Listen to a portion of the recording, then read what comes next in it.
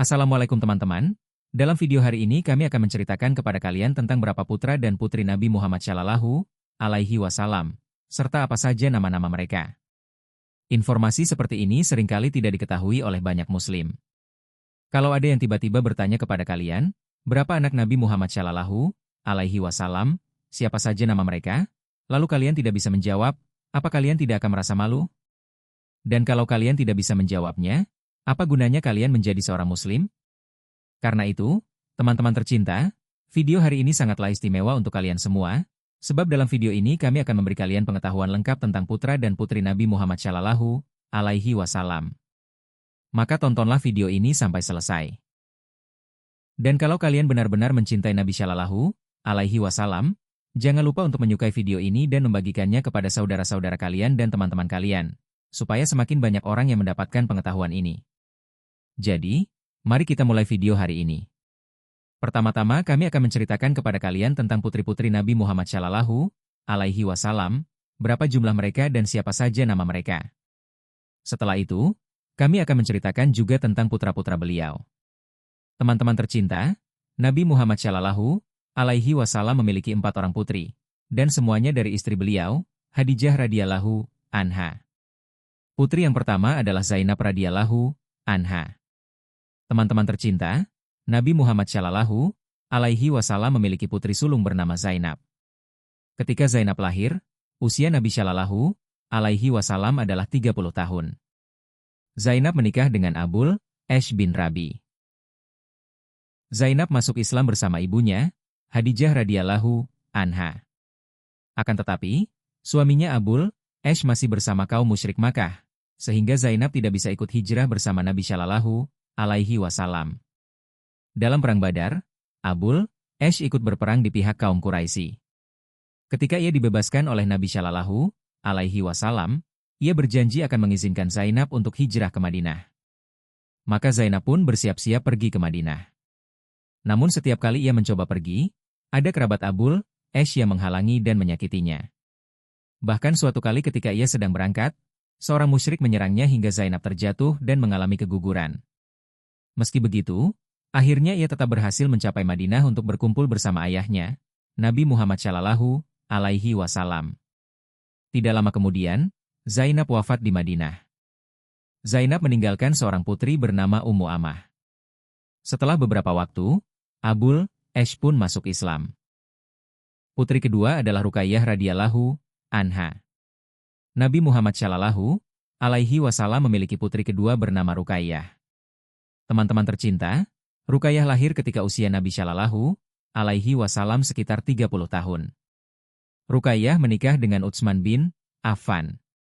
Ketika kaum musyrik Makkah sudah terlalu menyakiti orang-orang beriman, Nabi Shallallahu Alaihi Wasallam mengizinkan Ruqayyah dan suaminya hijrah ke Habasyah, Ethiopia, bersama kaum muslimin lainnya. Di Habsyah, Allah Ta'ala menganugerahkan pasangan ini seorang anak laki-laki yang mereka beri nama Abdullah. Ketika perang Badar terjadi, Rasulullah Muhammad Shallallahu Alaihi Wasallam sedang berangkat menuju Badar. Pada saat itu Sayyidah Ruqayyah sedang sakit. Untuk merawat dan menjaga istrinya, suaminya Sayyidina Utsman bin Affan ditinggalkan di Madinah dan tidak ikut perang. Namun dalam sakit itu, Sayyidah Ruqayyah wafat. Saat Sayyidina Zaid bin Haritsah datang ke Madinah membawa kabar kemenangan, Sayyidah Ruqayyah sedang dimakamkan. Anak mereka, Abdullah, hanya hidup 2 tahun setelah ibunya wafat. Saat ia wafat, usianya baru 6 tahun. Putri ketiga adalah Sayyidah Ummu Kultsum. Setelah Sayyidah Ruqayyah wafat, Rasulullah Muhammad Shallallahu Alaihi Wasallam menikahkan Ummu Kultsum dengan Sayyidina Utsman bin Affan pada tahun ketiga Hijriyah.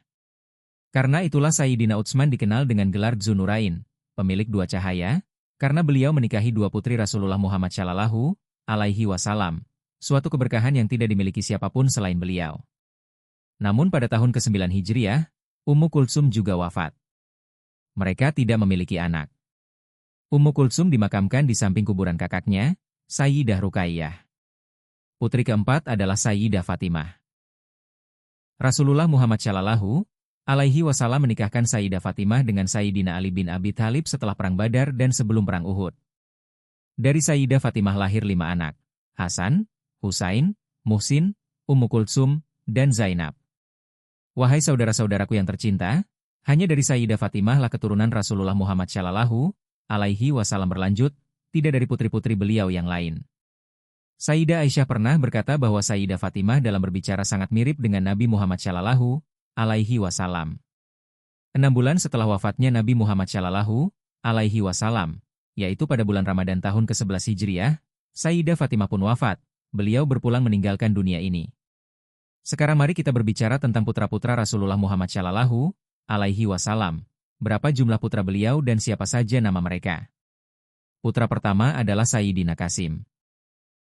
Wahai saudara-saudaraku yang tercinta, putra pertama dan tertua Rasulullah Muhammad Shallallahu alaihi wasallam bernama Qasim. Beliau lahir dari Sayyidah Khadijah. Ketika Qasim sudah bisa berjalan dan berusia 2 tahun, ia wafat. Putra kedua adalah Abdullah. Wahai saudara-saudaraku yang tercinta, putra kedua Rasulullah Muhammad Shallallahu alaihi wasallam bernama Abdullah. Abdullah juga dikenal dengan sebutan Thayyib dan Tahir. Ia lahir di Makkah dan wafat di Makkah. Ketika Abdullah wafat, orang-orang kafir mengira bahwa karena tidak ada lagi anak laki-laki yang hidup, maka tidak ada lagi yang akan membawa nama Muhammad. Maka, wahai saudara-saudaraku, pada peristiwa inilah Allah Ta'ala menurunkan surat Al-Kautsar. Tapi sekarang, lihatlah, siapa yang benar-benar tidak punya keturunan yang dikenang? Orang-orang kafir itulah yang hilang namanya, sedangkan penyebut dan pengingat nama Nabi Muhammad Shallallahu alaihi wasallam tetap ada dan tidak pernah padam hingga hari ini. Saudara-saudaraku yang tercinta, putra ketiga Rasulullah Muhammad Shallallahu alaihi wasallam adalah Sayyidina Ibrahim. Ia juga hanya hidup beberapa tahun saja. Sayyidina Ibrahim wafat pada usia 18 bulan. Rasulullah Muhammad Shallallahu alaihi wasallam sangat sedih atas wafatnya putra kecil beliau. Ketika Sayyidina Ibrahim wafat, Rasulullah Muhammad Shallallahu alaihi wasallam bersabda, "Sesungguhnya mata ini meneteskan air mata, hati ini bersedih, namun dari lisan kami tidak akan keluar sesuatu yang membuat Allah murka.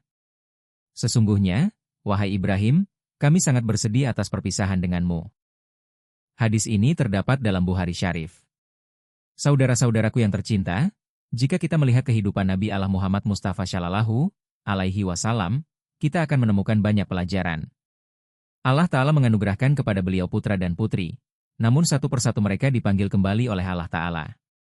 Sebelumnya, ayah, ibu, kakek, paman Nabi, semua pun telah lebih dahulu dipanggil oleh Allah. Lalu apalagi yang Nabi Muhammad Shallallahu alaihi wasallam butuhkan?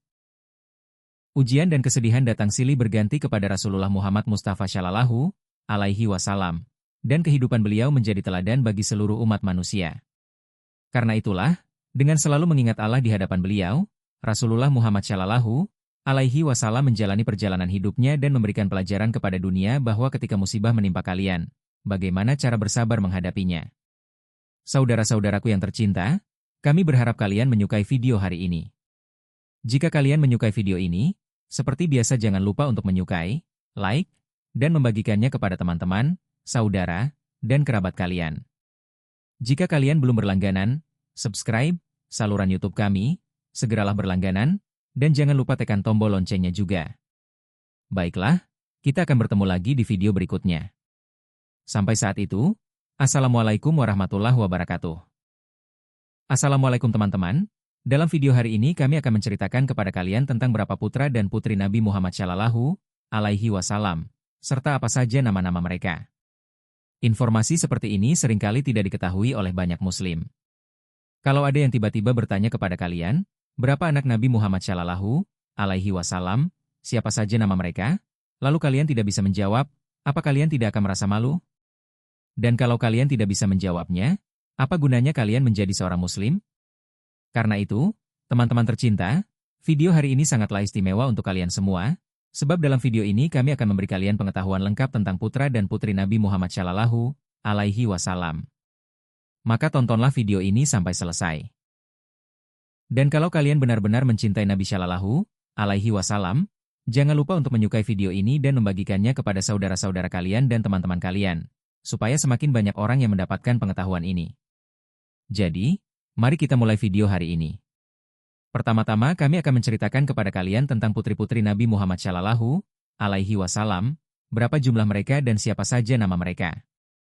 Setelah itu, Kami akan menceritakan juga tentang putra-putra beliau.